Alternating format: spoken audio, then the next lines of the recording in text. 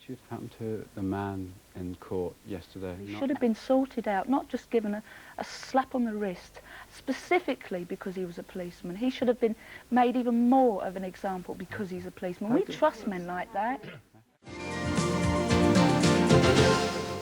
Good morning. On People Today, she'll be telling us why we need to change our attitude towards those who do the abusing.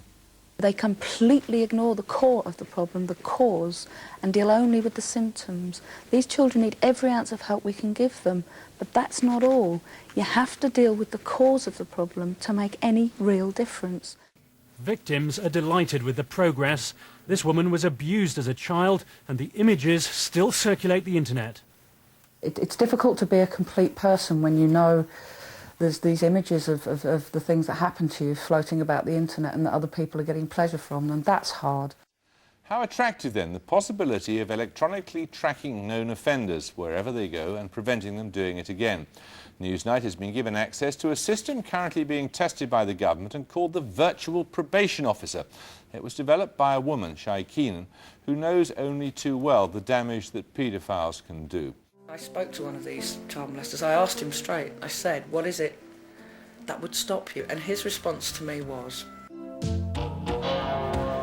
the only thing that would actually stop me would be if you sellotaped a policeman and a probation officer to my arse.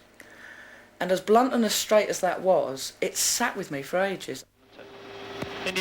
From there, Shai began to develop her idea. A police chase programme put flesh on the bones. If cars can be tracked from helicopters in the sky, what about people? Not knowing where to go for help, she went straight to the top.